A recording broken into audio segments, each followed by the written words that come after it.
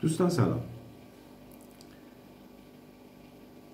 امروز میخوام در مورد موضوع یا سابجکت در نقاشی با شما صحبت کنم. در نقاشی یک موضوع در ذهن هنرمند شکل میگیره و سعی میکنه که با دوری از ایلوستراسیون و تصویرسازی آنچه را که برداشت میکنه بیان بکنه.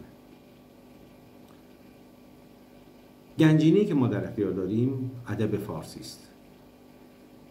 کتاب‌های ادبی ما چه در حوزه شعر و چه در حوزه نثر، هر مصرعش، هر قطعه‌ای از اون یک موضوع نقاشی است.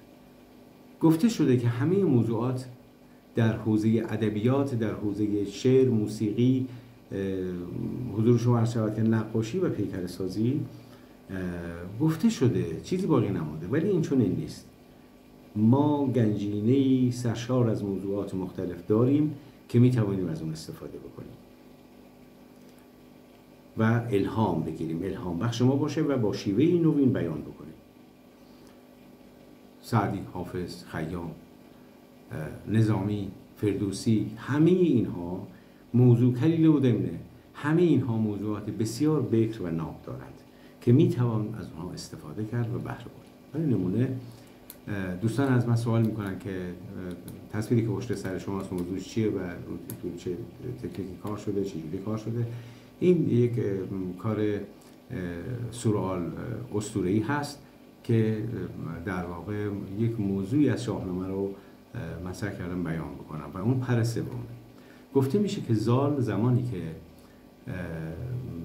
سیمرغ رو ترک میکنه، سیمرغ چندین پر از خودش رو به اون میده و ازش میخواد که هر زمانی که به مشکل برخورد میکنه یکی از این پرها رو آتش بزنه.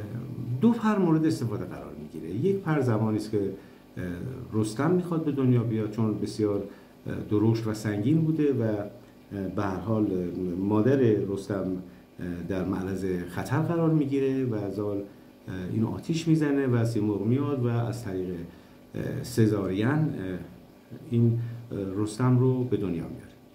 دومین پر رو رستم به کار میبره زمانی که وامانده و نمیدونه که باید چه کار بکنه در نبرد. من کوتاه میکنم، پر رو آتیش میزنه و سیمرغ حاضر میشه و پر سوم یا پرهای دیگر باقی میمونه. گفته میشه که این پرها امید در زندگی ایرانی هست که هر زمانی که به مشکلی برخورد کرد بتواند پرهای دیگر را آتش بزند و نکرد. این موضوع بسیار زیباست، این موضوع بسیار شنیدنی است و دیدنی است. این است که من برداشتم این بوده و کاری که انجام دادم سعی کردم که در حد تمام اون رو اجراش کنم. بحث دیگر من این بود که دوستان من از موضوعات بکر و ناب می توانند استفاده بکنند. ما برخلاف کشورهای دیگر، جوامع دیگر، من حس ناسیونالیستی ندارم بگم ما تافته جدا بافته هستیم، ولی واقعا ادبیات ما که همه دنیا با اون معترفن یک گنجینه نابی است که در اختیار هنرمند امروز قرار گرفته و می توانیم از اون استفاده های فراوان ببریم. سپاسگزارم. پاینده باشید.